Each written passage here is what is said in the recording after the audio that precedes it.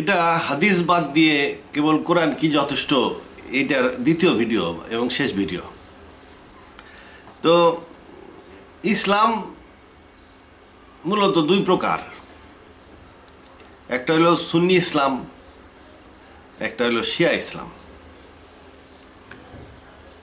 এরকম নিজেকে ফিরকায় পরিচয় দেওয়া অবশ্য ঠিক না, আমার মতে এটা গুনাহ। কেউ যদি নিজেকে সুন্নি পরিচয় দেয় তাহলে সে গুনাহ করলো, রিস্কে পড়ে গেল আর কি। আর আর একটা যদি সে কেউ নিজেকে শিয়া পরিচয় দেয় তাহলেও গুনাহ করলো এবং রিস্কে পড়ে গেল, এটাই আমার মনে হয়। তো যাই হোক, এখন শিয়া সুন্নি দুই ভাগ হয়ে গেছে। সুন্নিদের মধ্যে আবার ভাগ আছে, যেমন সুন্নিদের মধ্যে আছে আহলে হাদিস, সুন্নি, তারপরে আরও কী সব আছে যেন, হাম্বলি, তারপরে হানিফি, হাম্বলি, আরও মালিকি, এগুলো ভাগ আছে। শিয়াদের মধ্যেও ভাগ আছে। শিয়া যেমন ইরানের অধিকাংশ শিয়া 95% হলো, এদেরকে বলে 12 এরা বিশ্বাস করে যে 12 নম্বর ইমাম হলো ইমাম মেহেদি, এই জন্য তারা 12। আবার আছে সিক্সার, আবার আছে ইসমাইলি। তো এরকম শিয়াদের মধ্যেও ভাগ আছে এবং শিয়াদের মধ্যেও নানান রকমের কুশিক্ষা ওটার মধ্যেও ঢুকছে। আবার সুন্নি ইসলামেও নানান রকমের কুশিক্ষা ঢুকছে। কেউ যে একেবারে পিওর খুব ভালো তারা, বেসিকেই তো খারাপ, ভাগ হয় খারাপ। যারা ভাগ হয় তারা তো ওই রকম লোক দেখেই ভাগ হয়। একজন লোক যদি নিজেকে শিয়া শিয়া করে চিল্লাইতে থাকে এবং কনসেপ্ট প্রচার করতে থাকে শিয়া কনসেপ্ট, বা একটা লোক যদি নিজেকে সুন্নি সুন্নি করে চিল্লাইতে থাকে এবং ওই কনসেপ্ট প্রচার করতে থাকে, তাহলে লোকটাই তো নিয়ত খারাপ। নিয়ত খারাপ লোক তো নানান রকমের কুসংস্কার ঢুকাবেই। তা যাই হোক, এই শিয়া সুন্নির উৎপত্তি সবাই জানে। আমি ওইটাই একটু ভালো করে আলোচনা করবো আর কি। মূলত এই গোলমালটা শুরু হয়েছে উমাইয়াদ এবং হাশিমাইটদের নিয়ে। ভাগটা হলো উমাইয়াদ ভার্সেস হাশিমাইট। হাশিমাইট বলতে হলো আহলাল বায়াত, আর উমাইয়াদ বলতে হলো মুয়াবিয়া এবং সুফিয়ানি, মুয়াবিয়া এবং তার বংশধর, মুয়াবিয়া ইয়াজিদ তাদের বংশধর। আর হাশিমাইট বলতে বোঝায় হলো আহলাল বায়াত। এই দুই পার্টি তাইলে দুইটা, একটা হলো উমাইয়া পার্টি আর একটা হলো আহলুল বায়াত পার্টি। এই দুই পার্টির মধ্যে ভাগ হয়ে যায়, ইসলাম দুই ভাগ হয়ে গেছে। এটার মধ্যে ইসলামের উপরে কেন এফেক্ট পড়লো? এই দুইটা কি উমাইয়াত ভার্সেস আহলুল বায়াত। এটাকে ধরা যায় বাংলাদেশের বিএনপি ভার্সেস আওয়ামী লীগের মতো। বিএনপি ভার্সেস আওয়ামী লীগ, এই বিএনপি ক্ষমতায় ছিল, তা এখনকার দিনের ফোকাস কিন্তু আলাদা। ফোকাস বিএনপি যখন ক্ষমতায় ছিল, এদের ফোকাস ছিল নিরাপত্তা, মানে মেইনলি ছিল হইলো ওই দমন, সন্ত্রাস দমন এবং নিরাপত্তা পরিস্থিতি আর কি, সার্বিক নিরাপত্তা পরিস্থিতি উন্নতির দিকে তারা খুব ফোকাস দিয়েছিল বিএনপি। আর অর্থনৈতিক উন্নয়ন, এই দুইটা কথা তারা সবসময় বলতো, ব্যাপক অর্থনৈতিক উন্নতি করেছি। যাই হোক, অর্থনৈতিক উন্নতি করছিল। অর্থনৈতিক উন্নতি তো গরিব মানুষ দেয় না, এটা বড়লোকের উন্নতি। বড়লোক বোঝে যে অর্থনৈতিক উন্নতি হচ্ছে, গরিব মানুষ তো টের পায় না যে কোথায় উন্নতি। অর্থনৈতিক উন্নতি বলে হচ্ছে, অর্থই নেয়, তার অর্থনৈতিক উন্নতি কিসের? তা যাই হোক, আইন শৃঙ্খলা পরিস্থিতি তখন উন্নত ছিল, ভালোই ছিল। তো অর্থনৈতিক অবস্থা নাকি খুব ভালো ছিল। আমরা বুঝি এই গরিব মানুষ বুঝুম কেমনে? তো যারা অর্থ আছে তারা বুঝছে যে ওই সময় অর্থনৈতিক অবস্থা ভালো ছিল। তো গেল বিএনপি, আসলো আওয়ামী লীগ, হাসিনার দল, শেখ হাসিনা। ওনার ফোকাস চেঞ্জ হয়ে গেল, যে অর্থনৈতিক উন্নতি তো মানুষ টের পায় না। জয় আবার খুব বুদ্ধিমান, প্রাইম মিনিস্টারের উপদেষ্টা, বিজন বুদ্ধি, ক্ষুরোদার বুদ্ধি। তো সে বললো যে এই অর্থনৈতিক উন্নতি করে লাভ নাই, অর্থনীতির একটু বুঝে রাখেন। তার ফোকাস হয়ে গেল আইন শৃঙ্খলা পরিস্থিতি, এটা থাকলো, জারি থাকলো, তার ফোকাস হয়ে গেল মোটামুটি লোডশেডিং, বিদ্যুৎ। এত লোডশেডিং, ঘন্টায় ঘন্টায় লোডশেডিং, মানুষের অবস্থা ছিল অস্থির। তার লোডশেডিং এটা কী করলো, শেখ হাসিনা নিজে একদম ডাইরেক্ট দায়িত্ব নিল। লোডশেডিং গেল এক বছরের মধ্যে, ঘরে ঘরে বিদ্যুৎ পৌঁছাইলো আর কি। আর একটা হইলো রাস্তাঘাট, বসন্তর দেখা হয়েছিল ভেঙ্গিয়ে চুইরা রাস্তাঘাট, মানে বাসে গেলে আস্তে আস্তে সার খেতে খেতে যাইতে হইতো বাসে। তো এই রাস্তাঘাটের উন্নতি, রাস্তাঘাট, ব্রিজ, এইগুলা মানে ভিজিবল উন্নতি এইগুলো আর কি। তা আসলে মানুষের দরকার হয় সব উন্নতি আর কি। তো রাস্তাঘাট উন্নতির জন্য একদম সবচেয়ে ভালো মন্ত্রীরা দিল এই যে ওবায়দুল কাদের সাহেবরে। অ্যাক্টিভ কাজ করতে করতে হার্ট অ্যাটাক হয়ে মরে যাচ্ছিলো, আবার এই নেবার বসাইছে। খুব পরিশ্রমী লোক, ওনারে দিল আর কি, দ্য বেস্ট ওয়ান। তো এইটা হলো ফোকাস। তাহলে আইন শৃঙ্খলা পরিস্থিতি, বিদ্যুৎ এবং রাস্তাঘাট, ট্রাফিক জ্যাম, এইটা ফোকাস। এই উন্নয়নের একটা মানুষ ভিজিবল উন্নতি দেখতেছে আর কি। এখন সবাই বলে, বিরোধী পার্টিও বলে, জামাত বিএনপি এরা এখন চুপচাপ বসে রয়েছে, যে দেশের উন্নতি হইতেছে, ভালো হইতেছে, চুপচাপ আন্দোলন করে না। আর তো ফোকাসটা এরকম, পলিটিক্যাল পার্টির ফোকাস থাকে সেই রকম। গুইয়ামালু ফোকাস ছিল, ক্ষমতায় ছিলেন হজরত আলী। তো হজরত আলীর পরে মুয়াবিয়া ক্ষমতায় চলে আসলেন। এটা চুক্তি করলেন হাসানের সাথে, যুদ্ধের থ্রেট দিয়ে চুক্তিটা করছিলেন। হাসান বুঝছিল যে চুক্তি না মানলে মুশকিল আছে, মেনে ফেলবে। তা হজরত হাসান, তা যাই হোক, মুয়াবিয়া ক্ষমতায় আসলেন। মুয়াবিয়ার ফোকাসটা কি হলো তাহলে? মুয়াবিয়ার এখন উন্নতি দেখাইতে হবে। মুয়াবিয়ার তাহলে কি করতে হবে? উন্নতি দেখাইতে হবে। হজরত আলীর আবার অত উন্নতি না দেখাইলেও চলতো, কারণ উনি নিজেই হলো রসুল্লাহর ছেলের মতন আর কি, আপন। ওই আরব দেশে আমার ভাইয়ের খুব দাম। রসুল্লাহর চাচা, রসুল্লাহর আব্বা, দুজন হলো এক মায়ের পেটের আপন ভাই। হজরত আলী রসুল্লাহর আপন চাচাতো ভাই। হজরত আলীকে রসুল্লাহ ছেলে মনে করতেন, পালছেন উনি। তা বলতে গেলে রসুল্লাহ হজরত আলীর বংশ, বা হাসান হোসেনরাই তার নিজের বংশ বলে পরিচয় দিতেন।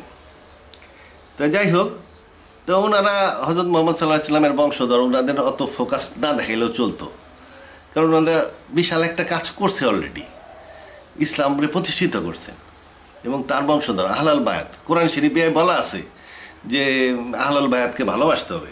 এই জন্য লোকজনের সমর্থন এমনি তাদের উপরে ছিল, কারণ কোরআনের আয়াত আছে যে আহলাল বায়াতকে ভালোবাসতে হবে। আপনি তারই সমর্থন করবেন যারে ভালোবাসবেন। আবার আছে যে আল্লাহ বলতেছে যে আমি আহলাল বায়াতকে পবিত্র করতে চাই। তা আল্লাহ যখন পবিত্র করতে চায়, কোরআনে বলছে, তার মানে আল্লাহ তো ব্যর্থ হওয়ার কথা না। আহলাল বায়াতের মধ্যে যারা একটু ভালো থাকে তারাই পবিত্র হয়ে যায় এবং নিষ্পাপ হয়ে যায়। এই জন্য শিয়ারা বলে যে আহলাল বায়াত ছিল নিষ্পাপ। তারা সবাই ভালো ছিল, ধার্মিক ছিল, যার ফলে একটু ধার্মিক হইলে তো তারা নিষ্পাপ। এমনি আল্লাহ তাদেরকে পবিত্র করতে চায়, তার উপরে আবার ধার্মিক, তার মানে নিষ্পাপ। এই জন্য লোকজন তাদেরকে সম্মান করতো এবং তাদের পার্টিতে যোগ দেওয়ার একটা টেন্ডেন্সি ছিল।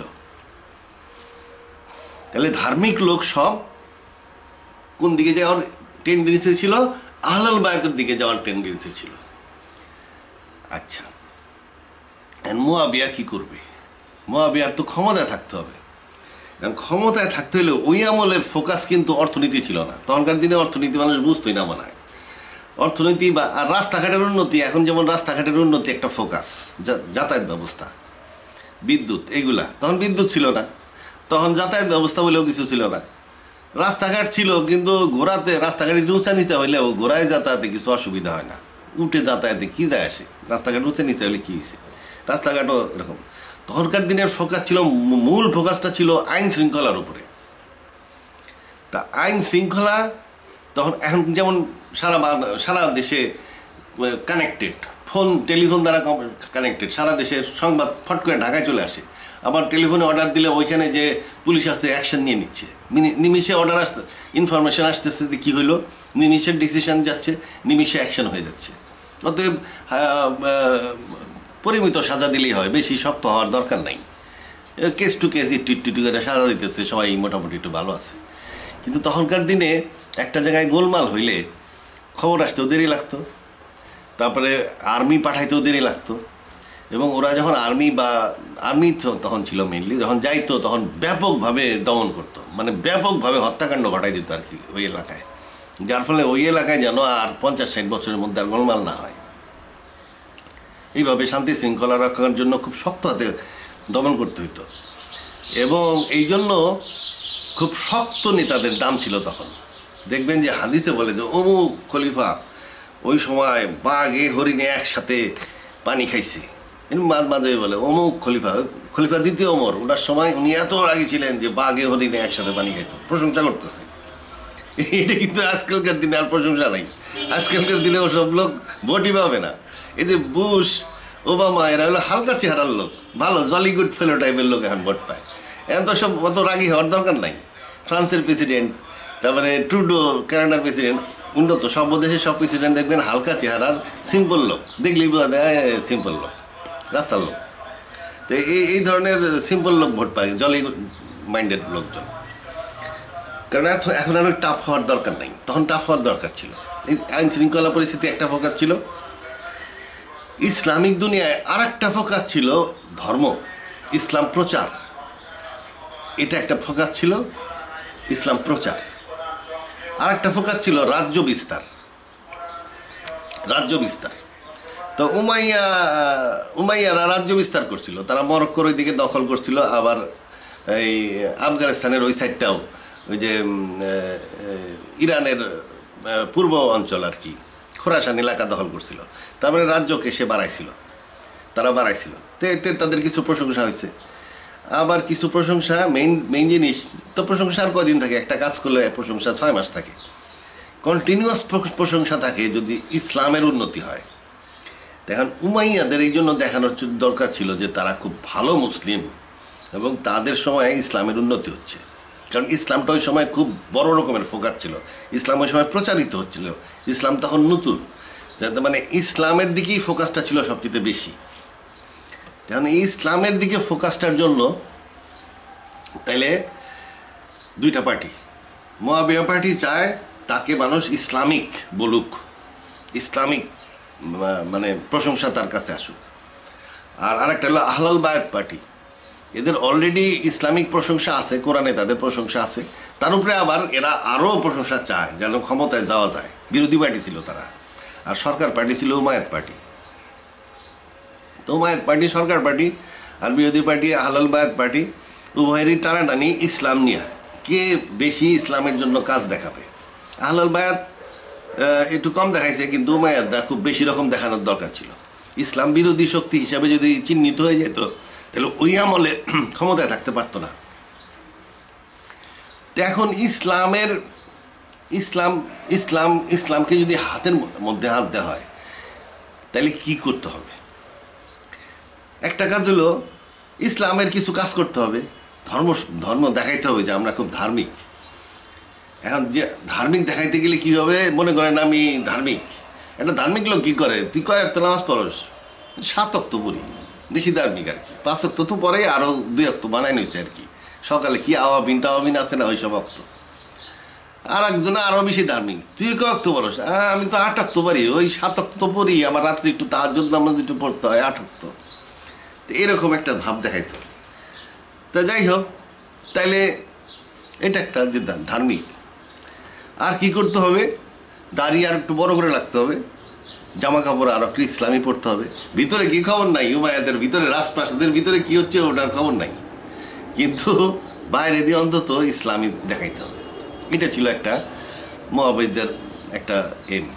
আর একটা কি, বড় বড় ইসলামী ইন্টেলেকচুয়ালদেরকে হাতে রাখতে হবে, এটা ইম্পর্টেন্ট ছিল, ভেরি ইম্পর্টেন্ট। ইসলামিক ইন্টেলেকচুয়ালদের হাতে না রাখলে ইসলামের জন্য যতই কাজ করেন না কেন, সে যদি 2-4টা কথা কয় যে না এরা তো ইসলামিক না, ভালো না, ইসলাম বিরোধী, মানুষ অত বুঝে না, চিন্তা করে না, বলে যে এত বড় মৌলানা উনি কইছে ইসলাম বিরোধী, তাহলে তো মুয়াবিয়ারা খুব খারাপ। আর তখনকার দিনের খুব মানে পাবলিক সেন্টিমেন্টের ইম্পর্টেন্স খুব বেশি ছিল, কারণ তখন তো এত ট্যাঙ্ক কামান ছিল না, গণবিদ্রোহ দমন করা যেত না, গণবিদ্রোহ হইলে সরকার পতন হয়ে যেত, কারণ সবার কাছেই ঢাল তলোয়ার ছিল, যোদ্ধা ছিল সবাই, আর্মি দিয়ে ঠেকা না রাখা মুশকিল ছিল। এখনকার দিনের আর্মি অনায়াসে গণবিদ্রোহ ঠেকায় রাখতে পারে, ট্যাঙ্ক আছে, কামান আছে। তখনকার দিনে ট্যাঙ্ক কামান ছিল না, উভয় আর্মি পার্টিও ঢাল তরোয়াল, অপোজিশন মানে পাবলিক এরাও ঢাল তরোয়াল। তো ঠেকানো মুশকিল আছিল, ঠেকাইতে হয়তো অনেক সিস্টেম করে, এই ট্রাইবাল চিফস, তারপরে সাব চিফস, এরকম নেতৃত্বের চেইন অফ কমান্ড, খুব শক্তিশালী চেইন অফ কমান্ড রাখতে হইতো, তাদেরকে পয়সা টয়সা দিতে হইতো, ক্ষমতা দিতে হইতো, এবং তাদের মাধ্যমে জায়গির দিতে হইতো, এই করে টোরে পাবলিক পর্যন্ত পৌঁছাইতে হইতো আর কি। তা যাই হোক, এখন উভয়কেই এখন ভালো মতন ইসলামিক দেখাইতে হবে। এই ভালো মতন ইসলামী দেখাইতে যাই এই আস্তে আস্তে ইসলামটা ভারী হয়ে গেছে, সুন্নি ইসলাম ভীষণ ভারী হয়ে গেছে। এখন কোরআনে তো সাপোর্ট পাওয়া যায় না, মুআবিয়া উমাইয়াদরাই আস্তে আস্তে এই সুন্নি ইসলাম, আস্তে আস্তে সুন্নি, মানে যেহেতু ইন্টেলেকচুয়ালদেরকে হাতে রাখতে হবে, ওই ইন্টেলেকচুয়াল হইলেই তো আবার কিছু কিছু থিওরি মারতে হবে। তো ওই ইসলামিক ইন্টেলেকচুয়াল, মুআবিয়ার পার্টিতে যেসব ইসলামিক ইন্টেলেকচুয়াল ছিল, এরা ওই থিওরিটি দিচ্ছে, নতুন নতুন হাদিস, নতুন নতুন ফিকা এসব বানাইতে বানাইতে বানাইতে বানাইতে আস্তে আস্তে হয়েছে কি একটা সুন্নি ইসলাম তৈরি হয়েছে, যেটা অত্যাধিক ভারী। এবং ওরা অনেক হাদিসও আবিষ্কার করছে, যেটা আহলুল বায়াতের এগেনস্টে। যেমন একটা হাদিস, রাসূলুল্লাহ স্বপ্নে দেখতেছেন যে ইসলামের খুঁটি, আমার হাদিসটা পুরা মনে নাই, ইসলামের খুঁটি উড়তে উড়তে চলে গেল সিরিয়াতে। এর কারণ কি? রাসূলুল্লাহ এই স্বপ্ন দেখবো কে? ইসলামের খুঁটি উইরা সিরিয়াতে শক্ত হয়ে বসে বললো। মানে কি? মানে মুআবিয়া কইবার চাইতেছে যে ইসলামিক খুঁটি দামেস্কতে, ওই আলী যে কুফাতে থাকে ওখানে না, ইসলামের খুঁটিটা দামেস্কে আইছে, কুফাতে যায় নাই। আলীর হেডকোয়ার্টার ছিল কুফাতে, আর মুআবিয়ারটা হইলো দামেস্কতে। তাহলে হাদিসটা কি হলো? ইসলামের খুঁটি উইরে আইসা দামেস্কেতে পড়ছে। এখন আলী যে কাউন্টার হাদিস বানাইবো সেটা উনি করেন নাই। উনি আবার খুব সিম্পল লোক ছিলেন, বাজার করে আসা মুশকিল ছিল, এত সিম্পল। মানে বাজার করে নিয়ে আসতেছে, রাস্তাটা গরিব মানুষ দেখলো দিয়ে দিল, আবার বাজারে দিয়ে আসতেছে, আবার রাস্তায় গরিব মানুষ দেখলো দিয়ে দিল। রাত্রেবেলা উনি ঘুমাইতে পারতো না, ঘরে যদি মাল থাকতো, দান করে তারপরে ঘুমাইতো। এত বড় যুদ্ধ হয়েছে, মুআবিয়া রে মাফ করে দিছে। যুদ্ধে যখন মুআবিয়া হাইরে যায় অবস্থা, ওই সময় যে সিফিনের যুদ্ধে মুআবিয়া হাইরে যায় অবস্থা, বল্লভের মাথায় এটা কোরআন জুলে কইল যে আমি শান্তি চাই, আলী রাজা নামাজ করে দিলেন। উনি রক্তপাত চাইতেন না, উনি একজন মুসলমান মরে গেলে তার মনে বিশাল দুঃখ আর কি, মুসলমানের গুনতেন যে কয়টা হইল, তো এই জন্য মাফ করে দিচ্ছে। এই যে এরকম মাপ দিই, হ্যাঁ, ওনার পার্টির লোকজন হয়ে গেল, খারিজি হয়ে গেল, দূর আপনি শেষ পর্যন্ত মারেন না, যুদ্ধ করে কি হইব, তো এইগুলো খারিজি হয়ে চলে গেল। কারণ কোরআনে এই ধরনের মাফ করার নির্দেশ নাই, কোরআনে আবার একটু টাফ এই ব্যাপারে। তা যাই হোক, তারপরে ইয়ার যুদ্ধে উমুল মুমিনিন আয়েশা রাদিয়াল্লাহু আনহা, ওনার সাথে এরকম যুদ্ধে উনি হারিয়ে গেলেন, তারপরে ওনাকে সসম্মানে আবার মদিনায় পাঠাই দিলেন। তা আলী রাদিয়াল্লাহু আনহু খুব দয়ালু লোক ছিলেন। এখন এই দয়ালু লোক উনি আবার নতুন একটা হাদিস বানাবে না, ওখান থেকে উইরা আইসা আবার কুফায় এসে বসছে, এরকম হাদিস কিন্তু নাই। তো ওইটা তো ইসলামের খুঁটি ওইটা দামেস্কে চলে গেল। আবার এক হাদিস যে দামেস্কই হইতেছে দুনিয়ার সেন্টার, এখান থেকেই সব কিছু চলবে, কিয়ামতের দিনও একটা আগুন তারায় নিয়ে এসে সমস্ত মানুষকে দামেস্কে নিয়ে আসবে, এইখানেই শেষ বিচার হবে। তারপরে আরও বিভিন্ন রকমের হাদিস, অত অ্যানালাইসিস করি নাই, দেখলে বুঝবেন যে উমাইয়াদের সাপোর্টে হাদিস। আস্তে আস্তে হাদিস দিয়ে একটা হাদিসের ইসলাম তৈরি হলো। রাসূলুল্লাহর উপরে নাজিল হয়েছিল কোরআন, আহলুল বায়াতরা মেইনলি কোরআন নিয়ে থাকতো। আহলুল বায়াতদেরকে এখন রাসূলের উপরে নাজিল হয়েছে কোরআন, রাসূলুল্লাহ হাদিস পড়ায় ফেলছেন, তারপরে আহলুল বায়াতরাও ডিল করতো কোরআন নিয়ে, অ্যানালাইসিস করতো কোরআন নিয়ে, সবসময় থাকতো কোরআন নিয়ে। তো এখন ওনাদেরকে যদি আউট অফ পাবলিক করতে হয়, পাবলিককে যদি ওখান থেকে সরাই নিয়ে আসতে হয়, যদি আহলুল বায়াতরা কোরআন নিয়ে থাকে, ওনাদেরকে যদি আইসোলেটেড করতে হয়, জনগণ থেকে আলাদা করে ফেলতে হয়, তাহলে কী করতে হবে? জনগণকে কোরআন থেকে আলাদা করতে হবে। এই কোরআন থেকে আলাদা করে নিয়ে আসলো তারা, কোরআন থেকে আলাদা করে ইসলামটাকে আস্তে আস্তে হাদিসের মধ্যে নিয়ে আসলো। এখন লোকজন দেখে না কোরআন আর দরকার নেই, হাদিস হলেই ইসলাম চলে, ফেকা টেকা সব হাদিস ভিত্তিক। তো এইভাবে ওরা ধীরে ধীরে একটা ইসলাম তৈরি করছে। ফাইনালি যখন হিজরি 98 না কত যেন, ওই সময় দ্বিতীয় ওমর আসলো, উমাইয়াদ খলিফা দ্বিতীয় ওমর। দ্বিতীয় ওমর এসে উনি তো দারুণ ধার্মিক, ওনার সময় কিন্তু ওই বাঘে হরিণে একসাথে পানি খেত। তো ওই যে এত রাগী লোক আবার ধার্মিক, তা এখন এই ধার্মিক লোক উনি করলেন কি সমস্ত মানে পুরা সুন্নি ইসলাম ভালো মতন চালু করে দিলেন বাই অর্ডার। উনি করলেন কি সমস্ত মদের দোকান, জুয়ার দোকান, আগেকার দিনে ওইগুলা প্রচুর ছিল, সব শহরেই মনে করেন অনেকগুলা করে মদ জুয়া নাচ, এটা কমপ্লেক্স, মানে ক্যাবারে ড্যান্সের বার অ্যান্ড ক্যাবারে ড্যান্স, এগুলা মিলে টিলে জুয়ার আড্ডা, এগুলা মিলে টিলে একটা কমপ্লেক্স ছিল। ওই শহরের মধ্যে একটা দুইটা তিনটা এরকম ছিল। তখনকার দ্বিতীয় তো সিনেমা হল ছিল না, টেলিভিশন ছিল না, মানুষ রাত্রে ওখানে যাইতো।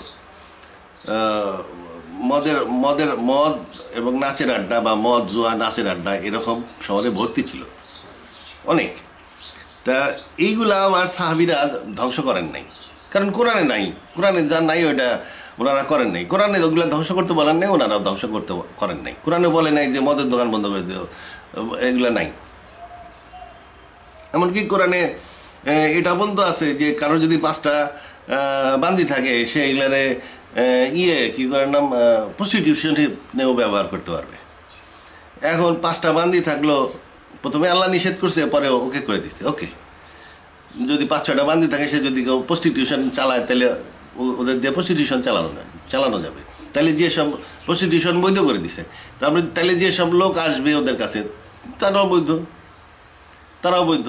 কোরআন শরীফে আছে যদি তোমাদের মধ্যে দুইজন ছেলে মেয়ে বলে নাই, 2 ছেলে কিংবা 1 ছেলে 1 মেয়ে কিংবা 2টাই মেয়ে যদি এরকম খারাপ কাজ করে, ফাহিশা করে, খারাপ কাজ, অবৈধ যৌনাচার করে, তাহলে কি করবা? তাদেরকে শাস্তি দাও। শাস্তি বলে নাই যে 100 দৌড়া বা ওই মাটিতে পুঁতে মেরে ফেললো, এরকম না, শাস্তি দাও। আর যদি তারা তওবা করে তাহলে মাফ করে দাও, এরকম আয়াত। সিম্পল। 100 দৌড়া শুধুমাত্র বিবাহিত নারীদের ক্ষেত্রে। এটা হলো সূরা নিসায় বলছিল যে যখন পরিবার গঠন করছে, পারিবারিক আইন দিছে, ওই সময় সূরা নিসায় বলা হয়েছে যে তারা যদি এরকম ফাহিশা কাজ করে, খারাপ কাজ করে, তাহলে বাড়িতে আটকায় রাখো, বাইরে যেতে দিও না যতদিন পর্যন্ত আল্লাহ ডিসিশন না দেয়। এরপরে যখন হযরত আয়েশার ক্ষেত্রে আইনটা আসলো 100 দৌড়া, তাহলে ওই 100 দৌড়াটা প্রযোজ্য হইল ওই বিবাহিত নারীদের ক্ষেত্রে। কারণ যখন পরিবার গঠন করছে, বিবাহের আইন দিছে, সম্পত্তির আইন দিছে, ওই সময়ই বলছিল যে ফাহিশা কাজ করলে ঘরে আটকা রাখো। তার মানে এটা পরিবার রক্ষার করার জন্য এই আইনটা দিয়েছে, বউরা যেন ফাহিশা কাজ না করে, খারাপ কাজ না করে, এটা পরিবার রক্ষার জন্য এই আইনটা, যে ঘরে আটকা রাখো। এবং ওই সময়ই বলছিল যে যতদিন পর্যন্ত আল্লাহ ডিসিশন না দেয়। তাহলে আল্লাহ কখন ডিসিশন দিল? হযরত আয়েশার কেসে ওই সময় 100 দৌড়ার অর্ডার আসলো। তার মানে এই 100 দৌড়া বিবাহিত মহিলার ক্ষেত্রে প্রযোজ্য, অবিবাহিত মহিলার ক্ষেত্রেও না, ছেলেদের ক্ষেত্রেও না, কারোর ক্ষেত্রে না। মানে ওই ক্ষেত্রে বলা হয়েছে যদি তোমাদের মধ্যে 2 জন খারাপ কাজ করে, ফাহিশা কাজ করে, তাহলে উভয়কে সাজা দাও।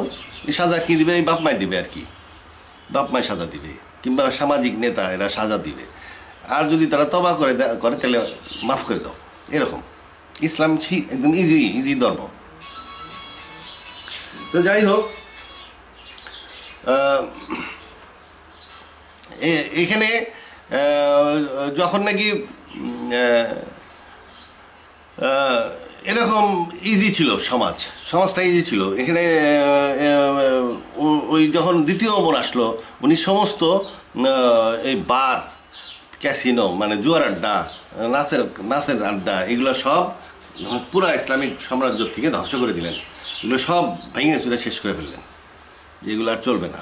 মদের আড্ডা, মদের দোকান, নাচের দোকান, তারপরে প্রস্টিটিউশনে দেওয়া হয়েছিল মেনলি সমাজকে রক্ষা করার জন্য, মানে যাতে রেপ না হয়, রেপ কেস কমানোর জন্য। এই জন্য প্রস্টিটিউশনের জন্য পারমিশন দেওয়া হয়েছিল। তো ওটা উনি বন্ধ করে দিলেন, প্রস্টিটিউশনও বন্ধ করে দিলেন, এসব বন্ধ করে দিলেন। তারপরে উনি অর্ডার দিলেন যে সুন্নাহ, হাদিস এবং সুন্নাহ, ফিকা এগুলো সব লিখে ফেলো। ওনার সময় হাদিস, সুন্নাহ, ফিকা এগুলো লেখা হয় এবং কঠিন কঠিন আইন, এই যে সমস্ত আইন, এই যে 100 দৌড়া, ছন্নছাড়, বিভিন্ন রকমের যে মদ খাওয়ার সাজা, তারপরে বড় বড় সাজা টাজা, এগুলা দিয়ে একেবারে ইসলামটা খুব শক্ত হয়ে গেল আর কি। এটা হলো সুন্নি ইসলাম। ওনারা প্রমাণ করলেন ওনারা খুব ধার্মিক। তো এইভাবে ক্রমান্বয়ে ইসলাম ধর্ম, সুন্নি ইসলামটা আসলে মুয়াবিদের মধ্যেই, এটা সরকারি ধর্ম আর কি। মুয়াবিয়ারা 100 বছর সরকার চালাইছে। ওই 100 বছরে যে ধর্মটা সরকার ইসলামী সরকার, মুয়াবিয়াই তখন ছিল ইসলামী সরকার। এই 100 বছরের ইসলামী সরকারের মধ্যে যে ধর্মটা গড়ে উঠছে, সেই ধর্মটাই হইল সুন্নি ইসলাম। এই জন্য সুন্নি ইসলাম মনে করে যে ইসলাম প্রতিষ্ঠা মানে হলো রাষ্ট্র প্রতিষ্ঠা। ইসলাম প্রতিষ্ঠা মানে হইতেছে রাষ্ট্র প্রতিষ্ঠা, এটা সুন্নি ইসলাম মনে করে। এই জন্য সুন্নিরা আন্দোলনও করে। এই যে ইসলামী ব্রাদারহুড, এরা সরকারি ক্ষমতা দখলের জন্য আন্দোলন করে। বাংলাদেশের জামাত ইসলাম, এরা সরকারে যাওয়ার চেষ্টা করে। বিভিন্ন দেশে সরকার দখলের চেষ্টা করে। এরা সরকার দখলের চেষ্টা করে, কারণ সুন্নি ইসলাম মনে করে সুন্নি ইসলামের জন্ম হয়েছে সরকারের মধ্যে। এটা হলো সরকারি ধর্ম, মুয়াবিয়া সরকারের ধর্ম বা উমাইয়াদ সরকারের ধর্ম, ওইখানে ডেভেলপ করছে এটা। এই জন্য এর মধ্যে অনেক ফিকা টিকা আইন কানুন, কোর্টের আইন, বিভিন্ন রকমের আইনের মধ্যে আছে। এবং এটার মধ্যে নানা হাদিস, বানানো হাদিস আছে, অনেক বানানো হাদিস। এটা এইভাবে। আর আহলুল বায়তের যে ইসলাম, শিয়া ইসলাম, এই শিয়া ইসলাম কিন্তু অতটা না। শিয়া ইসলাম প্রথম দিকে ক্ষমতায় ছিল না, কখনোই তেমন একটা ক্ষমতায় ছিল না, যার ফলে এরা মূলত কোরআন ভিত্তিক। তবে এদের মধ্যেও অনেক হাদিস ঢুকছে এসে আর কি। মূলত তারা কোরআন ভিত্তিক, কোরআনটাই। এই যে কমে যদি কোনো বাচ্চা কাচ্চা ছেলে পড়তে যায়, বাংলাদেশেরও 2-1 জন আছে আয়াতুল্লাহ, এরা কিন্তু কোরআনের উপরে ব্যাপক স্টাডি করে। আর যারা নাকি দেওবন্দে যাবে বা মদিনা বা আল্লাহ হাজারে যাবে, এরা হাদিসের উপরে স্টাডি করে ব্যাপক, কোরআন পড়ে না, খুব একটা পড়ে না। তো এইটা ছিল তখনকার দিনে। ইসলাম এইভাবে ভাগ হয়ে গেছে। ইসলামের কনসেপচুয়ালি, ইসলামের শিক্ষা, ইসলামের কালচার ভাগ হয়ে গেল আর কি, ভাগ হয়ে গেছে। এবং এছাড়াও ইসলামের কালচার তো ভাগ হয়ে গেল, তারপরে এই যে গোলমাল কিন্তু এই যে ইন্টেলেকচুয়াল, ইসলামিক ইন্টেলেকচুয়ালরা কিন্তু এখনও দলাদলিতে থাকে, কোনো একটা দলকে সাপোর্ট করে। সব দলেরই চেষ্টা থাকে কিছু ইসলামী ইন্টেলেকচুয়াল নিজের দলে রাখার, কারণ ওতে কিছু ভোট বাড়ে, কিছু সমর্থন বাড়ে। এই যে বিএনপি জামাতকে হাতে রাখে, তারপরে আওয়ামী লীগ, এদেরও কিছু ইসলামী শাসনতন্ত্র আর কী সব যেন আছে, কতগুলো পার্টি আছে, বেশি আছে, 3-4টা পার্টি আছে ইসলামী পার্টি, এরা ওই আওয়ামী লীগের সাপোর্টার। আবার কিছু আছে নিরপেক্ষ, কেস টু কেস বেসিসে করে। তা সেরকম আন্তর্জাতিক ক্ষেত্রেও আছে। আন্তর্জাতিক ক্ষেত্রে কেমন, এখন যেমন সৌদি আরব ভয় পাচ্ছে যে ইসলামী আন্দোলন হচ্ছে চারিদিকে, তো দমন করছে, আইএসএস দমন করছে, আল কায়দা দমন করছে, কিন্তু ইরানেরটাকে তারপরে ইয়েতে হয়েছিল, ইসলামী ব্রাদারহুড দমন করছে, মোরসিরে মারছে, সিসিরে দিয়া, সব করে দমন করছে। ইরানরে এখনও দমন করতে পারে নাই সৌদি আরব। এই জন্য সৌদি আরব ইরানের সাথে খুব শত্রুতা। এখন সৌদি আরবের পয়সা টয়সা যারা নেয়, সৌদি আরবের সাথে যারা যুক্ত, তারা মাঝে মাঝে শিয়া ইসলামকে একটু গালাগালি করে। শিয়া ইসলাম আসলে রাজনৈতিক ক্ষমতা নেয় না, সুন্নি ইসলাম নেয়। সুন্নি ইসলামে এই জন্য সুন্নি সরকাররা সবসময় সাবধানে থাকতে হয়। সুন্নি ইসলাম মনে করে যে রাষ্ট্র প্রতিষ্ঠাই ইসলাম প্রতিষ্ঠা অনেকটা। এই যেমন মওদুদির কনসেপ্টে বলে যে ইলেকশন করবে, রাষ্ট্র ক্ষমতা যাবে, তারপরে ইসলাম প্রতিষ্ঠা করবে উপর থেকে। এটা হলো সুন্নি কনসেপ্ট। আসলে কি, আসলে ইসলাম কিন্তু রাষ্ট্র চালানোর জন্য ইসলাম আসে নাই। রাসূলুল্লাহ সাল্লাল্লাহু আলাইহি ওয়াসাল্লামের মুকুট ছিল না, সিংহাসন ছিল না, রাজবাড়ি ছিল না, সেরিমোনিয়াল গার্ড ছিল না। খলিফারা একের পর এক মরে গেছে, কিন্তু গার্ড রাখতে পারে নাই। আপনার ceremonial guard, army guard, salute মিলুট দিল, এরকম রাখতে পারবেন না। সেরিমোনিয়াল গার্ড, তারা হলো সেরিমোনিয়াল গার্ড ছিল না। রাসূলুল্লাহ টাকা ছাপান নাই, ট্যাক্স কালেকশন করেন নাই, ওনার পার্লামেন্ট বা মজলিসে শুরা ছিল না, ওনার মন্ত্রী ছিল না। তাইলে উনি তো রাষ্ট্র প্রতিষ্ঠাই করেন নাই। রাষ্ট্র প্রতিষ্ঠা ওনার কোর্ট ছিল না, রাষ্ট্রের কোনো এলিমেন্টই তার ছিল না। উনি বিজিত অঞ্চলে গভর্নর দিছিলেন, সেই গভর্নর কিন্তু রাষ্ট্র পরিচালনার গভর্নর না। ওই গভর্নর হইল ওই জাকাত সংগ্রহের গভর্নর। ওই এলাকা থেকে জাকাত এনে মদিনায় পাঠাই দেন। এই খলিফা জাকাত সংগ্রহ করে। তাহলে খলিফা কি? খলিফা কিন্তু কোনো রাষ্ট্র প্রতিষ্ঠা পরিচালনা করতে পারবে না। ইসলামের নিয়ম নাই। রাসূলুল্লাহ করেন নাই, অতএব খলিফাও করতে পারবেন না। রাষ্ট্র চালাইতে পারবেন না, গভর্নমেন্ট চালাইতে পারবেন না। গভর্নমেন্ট চালাইলে কী হবে, 5 বছর পরে বদনাম হয়ে যাবে এবং সেই বদনামটা ইসলামের গায়ে এসে পড়বে। তারপরে সরকারটা পতন হয়ে গেলে ইসলামেরও পতন হয়ে যাবে। এই জন্য ইসলাম রাষ্ট্র পরিচালনা করে না বা রাষ্ট্র গঠনও করে না। এই যে মানুষকে সন্তুষ্ট রাখা যায় না, সরকারের বদনাম হবেই। সুলাইমান আলাইহিস সালামের সোনার রাস্তা বানায় মানুষকে খুশি রাখতে পারেন নাই। সুলাইমান আলাইহিস সালামের মৃত্যুর পরে এই বিদ্রোহ হয়েছে এবং দেশ 2 ভাগ হয়ে গেছে। অতএব ইসলাম রাষ্ট্রীয় ক্ষমতা দখল করার ইসলামের জন্য ইসলাম সাজেস্ট করে না, রাষ্ট্র প্রতিষ্ঠাও করে না, রাষ্ট্র চালায়ও না। যেহেতু রাসূলুল্লাহ এগুলো একটাও করেন নাই। এই যে খলিফা তেলে কি, খলিফা হইল মদিনার মসজিদের ইমাম অথবা কুফার আলীর মসজিদের ইমাম, এইগুলো খলিফা। উনি নামাজ পড়ান মানুষকে। আর কি করেন, ওনার আন্ডারে একটা বাহিনী আছে, সেই বাহিনী কি বলে, মুত্তাকিন। তারা সশস্ত্র বাহিনী, মুত্তাকিন। এই বাহিনীর মাধ্যমে উনি সংগ্রাম করতে পারেন। সংগ্রাম করে বিভিন্ন জায়গায় যে সরকার আছে, মনে করেন ইরানের সরকার, আফগানিস্তানের সরকার, পাকিস্তানের সরকার, সৌদি আরবের সরকার, সব সরকারের একটা থ্রেটে রাখেন যে ইসলামী আইন কানুন মতন দেশ চালাও। ইসলামিক 2-3টা আইন কানুন আছে যাতে সরকারের সমর্থন লাগে, যেমন হাত কাটা, দৌড়া মারা, এগুলাতে সরকারের একটু সাহায্য লাগে। তারপরে পারিবারিক আইন, এতে সরকারের সাহায্য লাগে। এই আইনগুলা যেন সরকাররা ফলো করে, এই থ্রেটটা ওনার মাধ্যমে এইটা উনি করেন আর কি, উপদেশ দেওয়ার মাধ্যমে করে। আর খলিফা থাকলে এমনি সরকাররা ওইগুলা মেনে চলে। আর কি করেন উনি, অভিভাবক। ওই বিভিন্ন সারা মুসলিম ওয়ার্ল্ডের যে মসজিদগুলা, সেই মসজিদগুলোর মাধ্যমে উনি জনগণের থেকে জাকাত সংগ্রহ করেন। মানে মদিনার মসজিদে কিংবা কুফার মসজিদে মনে করলাম একজন খলিফা আছে, উনি প্রত্যেক দেশেই, মানে মনে করেন মরক্কোতে একজন নেতা দিলেন, ওই মরক্কোর নেতাও কিন্তু একটা মসজিদের ইমাম, বড় মসজিদের ইমাম। মরক্কোর সবচেয়ে বড় মসজিদের ইমাম হয়তো ওই খলিফার প্রতিনিধি। লিবিয়াতে দিলেন, ইজিপ্টে দিলেন, সোমালিয়াতে দিলেন, পাকিস্তানে দিলেন, বাংলাদেশে দিলেন, সব জায়গায় দিলেন। তারপরে ওই ইমামরা আবার জেলাভিত্তিক ইমাম নিয়োগ করলেন, জেলাভিত্তিক ইমামরা উপজেলা ভিত্তিক ইমাম নিয়োগ করলেন, তারপরে গ্রাম ভিত্তিক, একদম গ্রাম লেভেল পর্যন্ত তাদের মসজিদের টু মসজিদ সংযোগ। তারপরে মসজিদের মাধ্যমে জাকাত কালেকশন করা হয়, তারপরে মসজিদের মাধ্যমে এটা আস্তে আস্তে খলিফার কাছে যায়। খলিফা আবার এটা ভালো করে আবার পুনরায় বিতরণ করেন, যে বাংলাদেশের মানুষ গরিব, বাংলাদেশে একটু বেশি করে দিয়ে দিলেন, কিংবা সোমালিয়ার মানুষ গরিব, সোমালিয়া একটু বেশি করে দিয়ে দিলেন, কিংবা কোনো জায়গায় দুর্ভিক্ষ হইতেছে বেশি করে দিয়ে দিলেন।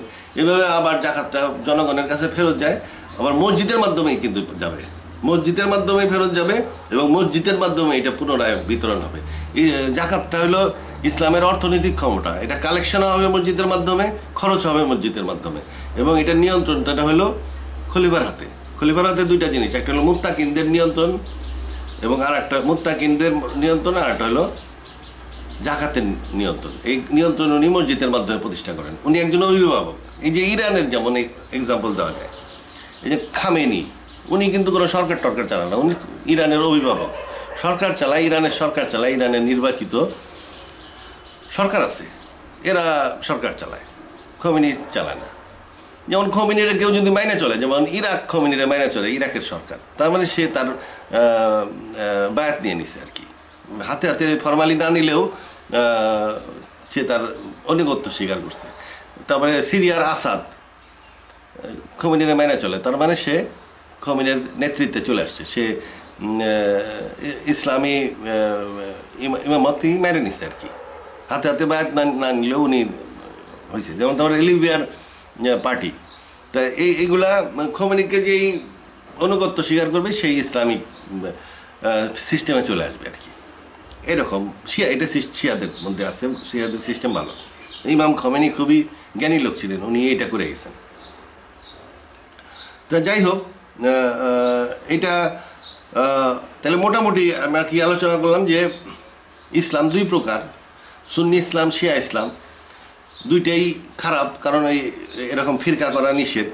2টার মধ্যেই নানা রকম খারাপ জিনিস ঢুকছে, তবে সুন্নি ইসলামে বেশি ঢুকছে, করাপ্টেড বেশি হয়ে গেছে, কারণ এটা খুব বেশি রকম হাদিস ভিত্তিক হয়ে গেছে, এই আইন কানুন বেশি হয়ে গেছে, এবং ওই আদিকালে ওই মুয়াবিয়ার সরকার যেভাবে চলতো ওই সব ফিকা টিকাই হয়ে গেছে আরো। আর এদিকে হইলো শিয়া ইসলামটা কিছুটা কোরআন ভিত্তিক আছে। এখনো আমাদের দেশে বিভিন্ন দেশের যে ইসলামিক ইন্টেলেকচুয়াল আছে, যারা ইসলামী আতেল, এরা দেখবেন যে সাইড নিছে, যে নাকি সৌদি আরবের পার্টি সুন্নি, সে সৌদি আরবের পক্ষে কথা বলবে। সৌদি আরবের পক্ষে কথা বলতে গেলে কী করতে হবে? শিয়াদেরকে গালাগালি করতে হবে। এই যে দেখেন, আমি উদাহরণ দিচ্ছি, এই যে উদাহরণটা কি, এই মনে করেন এই যে সহিফা দিয়েছিলেন, শিয়াদের আকীদা শোনাচ্ছে, 2-3টা আকীদা। এই যে উনি আলীকে একটা সহিফা দিয়েছিলেন, তাতে কিছু তুলহা সাবউনা যিরাআন বিযিরা'i রাসূলুল্লাহ সাল্লাল্লাহু আলাইহি ওয়াসাল্লামের হাতের নাকি 70 হাত বা 70 গজ লম্বা ছিল। এত বড় আবাবিন আলফ বাব ইত্যাদি ফিহা কুল্লু হালাল হারাম, সমস্ত হালাল হারাম মাসলা মাসাইলে সব নাকি ওতে আছে।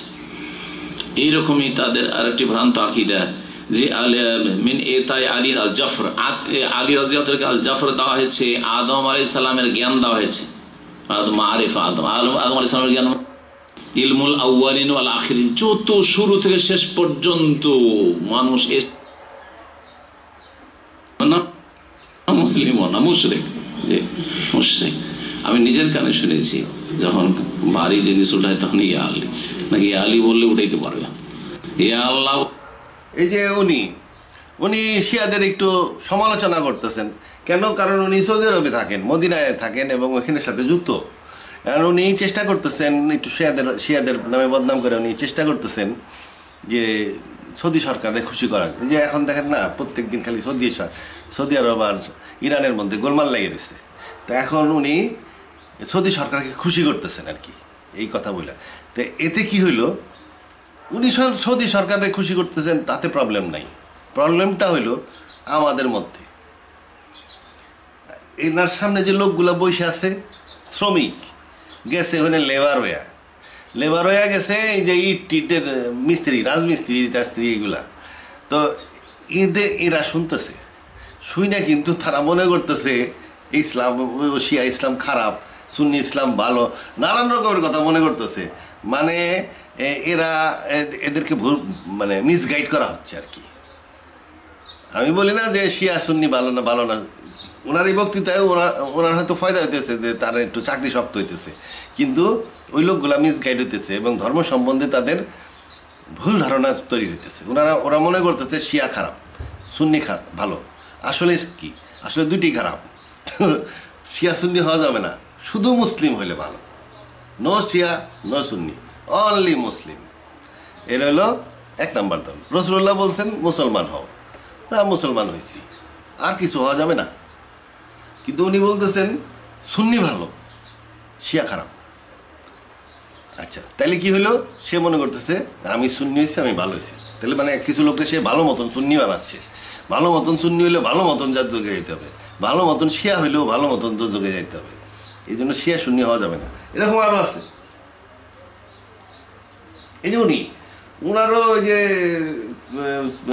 উনি আমার খুব জ্ঞানী লোক, ওনার যে কি নাম বইটা, তাফসীর সৌদি আরব মদিনার থেকে প্রকাশিত মনে হয়, আমি যতটুকু জানি ওনার তাফসীরটা মদিনার থেকে প্রকাশিত। অতএব ওনার ওই কিছু সৌদি আরবকে খুশি করতে হবে। আর সৌদি আরবকে খুশি করার ভালো বুদ্ধি দিতেছে শিয়ারে গালাগালি করা। এই যে শিয়া গালাগালি করতেছে, উনি যদিও সুন্নি, বলে বেড়ালো আন্তা আল্লাহ বললেন যে আন্তা মানে তুমি কে? আন্তা হুয়া, তুমি সে। তুমি সে কে? তুমি বললে তুমি আল্লাহ। নাউযুবিল্লাহ। আল্লাহ কোনো রাগ করলে তখন তিনি বললেন লাম্মা রাআইতুল আমরা আমরান মুনকারান, দেখলাম যে মারাত্মক একটি ঘটনা ঘটে যাচ্ছে, আমি আমার এটার জন্য এখন আলীর দোষ হয়ে গেছে। আলো জ্বলে, বিশেষ করে বিদ্যুৎ চমকা, সেটা হচ্ছে আলীর হাসি, এই জাতীয় জিনিসগুলো সে বলে বেড়ালো। নাউযুবিল্লাহ। এগুলি ইনিও বলতে যাচ্ছেন যে শিয়া খারাপ, এতে তার সৌদি আরব খুশি হবে। কিন্তু সৌদি আরব খুশি হইলেও ওনার শ্রোতা, উনি তো সুন্নি আবার নাম করা লোক, শ্রোতারা মনে করতেছে যে শিয়া খারাপ, সুন্নি ভালো। তাহলে সুন্নি কি আসলেই ভালো? সুন্নি তো একটা ফিরকার নাম। ফিরকা হলে কি, আমি হাদিস বলতে যাই না, 73 দলের মধ্যে 72 দলই যাবে দুজকে। আচ্ছা, ওই হিসাবে কি হইলো, আপনি কেমনে বুঝলেন যে ওই এক দল আপনি? ওটা তো না হওয়ারই সম্ভাবনা বেশি। আচ্ছা, যাই হোক, ফিরকাম করা আল্লাহ পছন্দ করেন না, এটা কোরআন পড়লে বোঝা যায়। এবং এই ফিরকা মানে সুন্নিকে জিন্দা করা, এটা খারাপ কাজ করতেছে আর কি। শিয়া খুশি হচ্ছে, কিন্তু জনগণ বুঝতেছে যে শিয়া খারাপ, সুন্নি ভালো। আসলে শিয়া সুন্নি দুইটাই খারাপ। কেউ মুসলিম, শুধু মুসলিম বলতে হবে নিজেকে, নো শিয়া নো সুন্নি।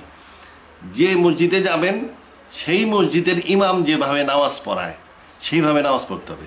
শিয়া মসজিদে যদি নামাজ পড়তে যান, শিয়া সিস্টেমে নামাজ পড়তে হবে। আহলে হাদিসের মসজিদে যদি নামাজ পড়তে যান, ওদের মতন নামাজ পড়তে হবে। আসলে জামাত হইল আসলে নিজের গ্রামের জামাত। আপনি যদি গ্রামের বাইরে থাকেন তাহলে মসজিদে যাওয়ার দরকার পড়ে না, কারণ হইতেছে আপনি ধন সফরে। যদি 15 দিন না 14 দিন কি একটা সিস্টেম করা আছে, তো আপনি ধন সফরে যদি কোথাও যায় পারমানেন্টলি আবার থাকতে যান, তাহলে ওই এলাকায় যায় দেখবেন যে আপনার বাড়ির সবচেয়ে কাছে যে মসজিদ, ওইখানে ইমাম সাহেবরা যায় বলবেন যে আমি এখানে থাকতে আসছি, আমি এখন থেকে আপনার আন্ডারে। তারপর ওই মসজিদের আন্ডারে চলে যাবেন এবং ওই মসজিদের ইমাম যেভাবে নামাজ পড়াবে ওইভাবে পড়বেন। ফিরকা তৈরি করা যাবে না, গ্রামেও না, বাড়ির মধ্যেও না। আচ্ছা, এরপরে আর একটা দেখেন, এই যেটা উনি হলো, ওনার কারণ আবার কোনো কারণ নাই, উনি আবার চাষা টাইপের লোক, যা শিখছে বলতেছে আর কি। আর এমনি আহলে হাদিসের লোকরা আবার সালাফির কনসেপচুয়ালি সালাফি আর আহলে হাদিস একই। তো যেহেতু উনি আহলে হাদিস আর সৌদির লোকরা সালাফি, সৌদির মায়ায় উনি এখন দেখেন শিয়ারে গালাগালি করতেছে। ঢুকেছে ইরাক থেকে বের হয়ে ইরানে ঢুকেছে, ইরান থেকে বের হয়ে পাক ভারতে এসেছে। এই বিকৃত ইসলাম বিকৃত মানুষের কাছে থেকেছে 750 বছর। তারা চলে গেলে তাহলে এনার দৃষ্টিতে শিয়া ইসলাম বিকৃত ইসলাম প্রমাণ করে না কেন? হাজারটা প্রমাণ মানুষে দিতে পারবে যে সুন্নি ইসলাম বিকৃত ইসলাম, শিয়া ইসলামকেও এরকম বিকৃত ইসলাম প্রমাণ করা যাবে। কারণ লো প্রোফাইল আজে বাজে লোক, আজে বাজে কনসেপ্ট দেওয়ার লোক তো আছে, এবং ওইগুলো বিশ্বাস করার লোকও আছে। কিছু লোক তো থাকেই উল্টাপাল্টা, ওটা শিয়া সুন্নি উভয়ের মধ্যে আছে।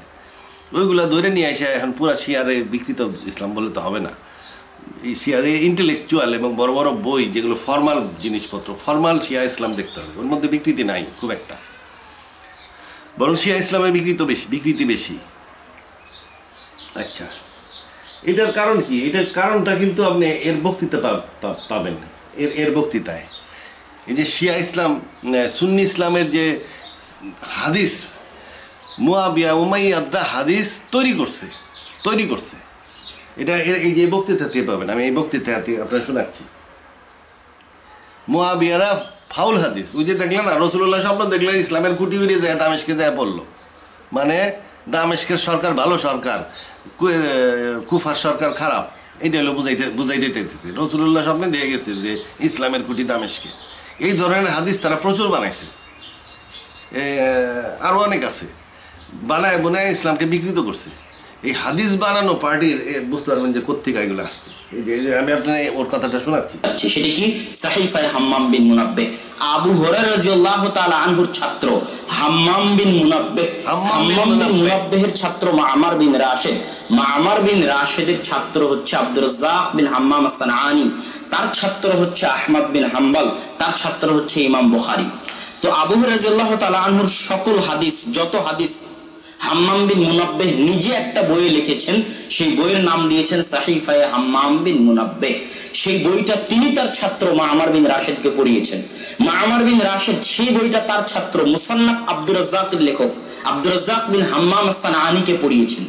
আব্দুর রাজ্জাক বিন হাম্মাম আস-সানআনী, যিনি মুসান্নাফ আব্দুর রাজ্জাকের লেখক, তিনি ওই বই থেকে অনেক হাদিস তার মুসান্নাফ আব্দুর রাজ্জাকে জমা করেছেন।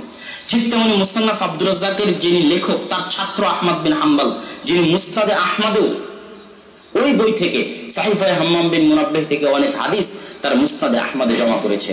ঠিক তেমনি আহমদ বিন হাম্বলের ছাত্র ইমাম বুখারীও ওই সাহিফায়ে হাম্মাম বিন মুনাব্বিহ থেকে অনেক হাদিস তার সহিহ বুখারীর মধ্যে জমা করেছে। আজ 1400 বছর পরে পাকিস্তানের একজন গবেষক ডাক্তার হামিদুল্লাহ যখন জার্মানির বার্লিন লাইব্রেরিতে সেই সাহিফায়ে হাম্মাম বিন মুনাব্বিহের ওই পুরাতন কপিটা ওই আসল পাণ্ডুলিপিটা হাতে পায় তখন সাথে সাথে সে মিলিয়ে দেখতে চায় যে ওই সাহিফায়ে হাম্মাম বিন মুনাব্বিহের যে হাদিসগুলো মুসনাদে আহমদে ছিল, যে হাদিসগুলো ইমাম আহমদ তার মুসনাদে আহমদে জমা করেছিলেন, যে হাদিসগুলো ইমাম আব্দুর রাজ্জাক তার মুসনাফ আব্দুর রাজ্জাকে জমা করেছিলেন, যে হাদিসগুলো ইমাম বুখারী তার সহিহ বুখারীতে জমা করেছিলেন, ওই বই থেকে নিয়ে সাহিফায়ে হাম্মাম বিন মুনাব্বিহ থেকে নিয়ে সেগুলোর সাথে তিনি মিলিয়ে দেখলেন।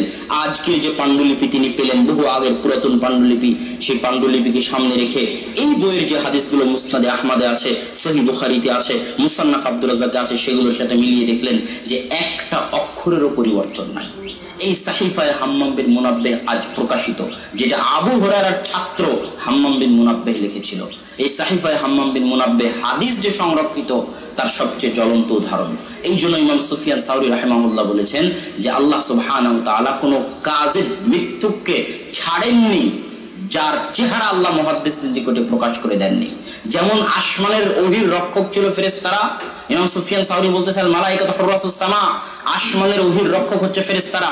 শয়তান ওহী চুরি করতে গেলে ফেরেশতারা তাকে মেরে তারকা দিয়ে মেরে তাড়িয়ে দিয়েছে। তেমনি দুনিয়ার মাটিতে ওহীর সংরক্ষক, হাদিসের সংরক্ষক হচ্ছে আহলুল হাদিস, মুহাদ্দিসরা।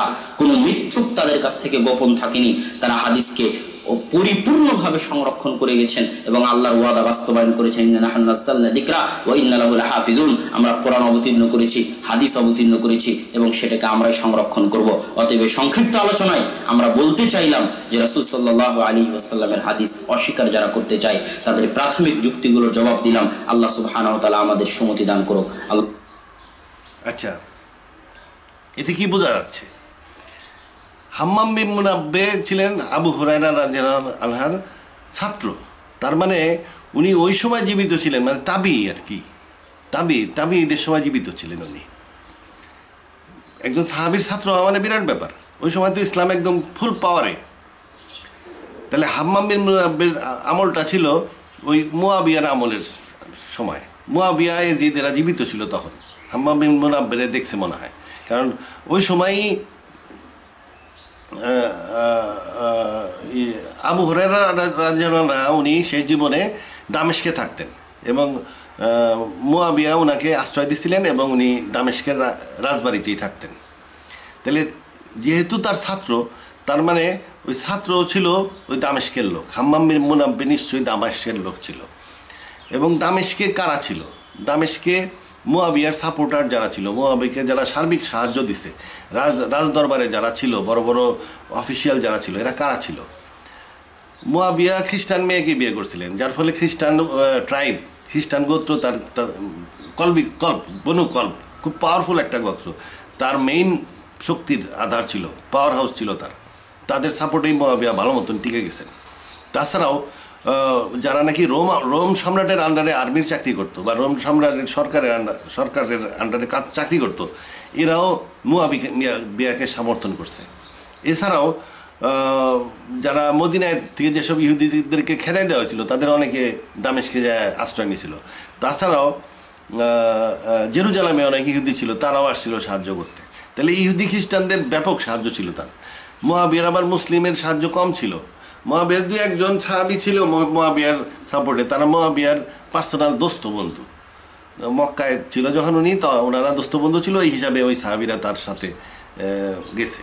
আদারওয়াইজ এমনি কোনো সাহাবী খুব একটা মুয়াবিয়ার পার্টিতে ছিল না। যদিও যখন নাকি মুয়াবিয়া উমাইয়াদরা যখন ওই কনস্টান্টিনোপলে অভিযান করছিল, তখন কিন্তু অনেক সাহাবী জয়েন করছিল। সেটা হলো রাসূলুল্লাহর ভবিষ্যৎবাণী ছিল যে ওই কনস্টান্টিনোপল মুসলমানরা জয় করবে, এই জন্য জয়েন করছিল। কিন্তু ওনার রাজ দরবারে থাইকে ওনাকে যে ঘনিষ্ঠভাবে সহায়তা করবে এরকম সাহাবী খুব কমই ছিল। তো যাই হোক, আবু হুরায়রা শেষ জীবনে, ওনার অবস্থা খুব খারাপ ছিল, গরিব ছিল উনি।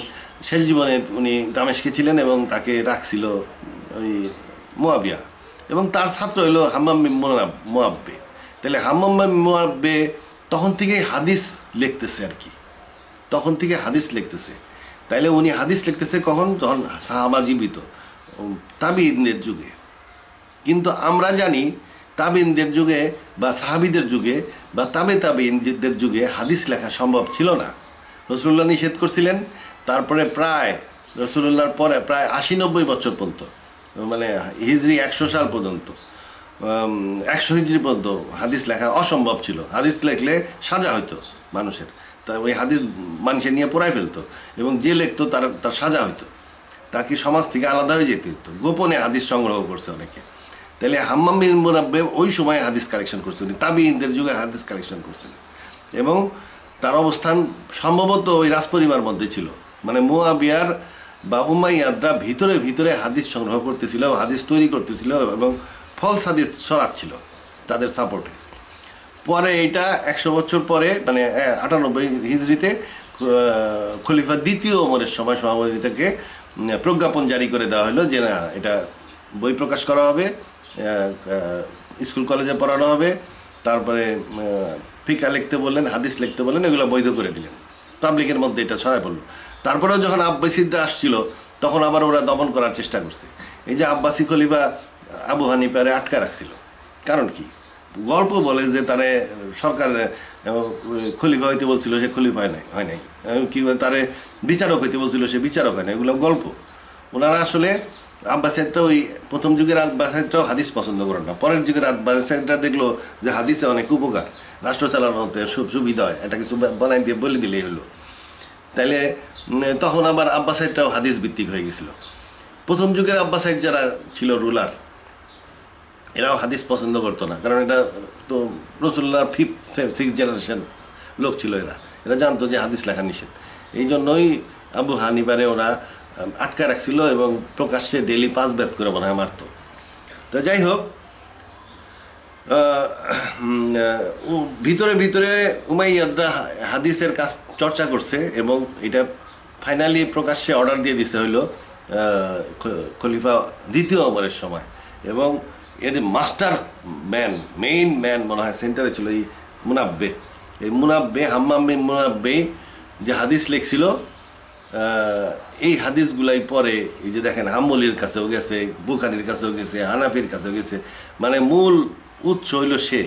এবং বইটা এত ইম্পর্টেন্ট যে তার অরিজিনাল কপি জার্মান গেছে। কেমনে গেছে? ইহুদির মাধ্যমেই গেছে, ইহুদিদের মাধ্যমে গেছে, যে এটাই হলো মাস্টার কপি, এটাই বানাইছিলাম আমরা। জার্মানিতে নিয়ে মাস্টার কপি রেখে দিছে, পাকিস্তানের কে যেন উদ্ধার করছে। আচ্ছা, যাই হোক, তা হাম্মাম বিন মুনাব্বে সম্ভবত ওই ইহুদি বা খ্রিস্টানদের মধ্যে কেউ ছিল, এবং সে ওই চক্রান্তে জড়িত ছিল যে হাদিস টাদিস বানায় একটা আলাদা ইসলাম তৈরি করতে হবে, যেন মানুষের সমর্থন আহলুল বায়াত থেকে সরে আসে।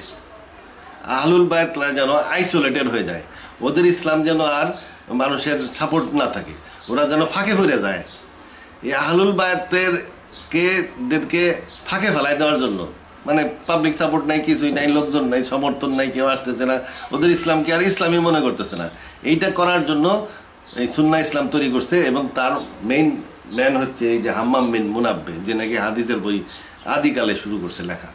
যাই হোক, তা এটা হলো আমার মত। ভিন্ন মতের বিভিন্ন লোক থাকতে পারে, তবে অ্যানালাইসিস করার দরকার আছে। মেইন কথা হচ্ছে শিয়া সুন্নি হওয়া ঠিক না। আমরা মুসলমান, বাস, শেষ কথা। মুসলমান ফলো করতে হবে কি? কোরআন, শুধুমাত্র কোরআন। তাইলে আর কোনো ফিতনা থাকবে না। আল্লাহ হাফেজ।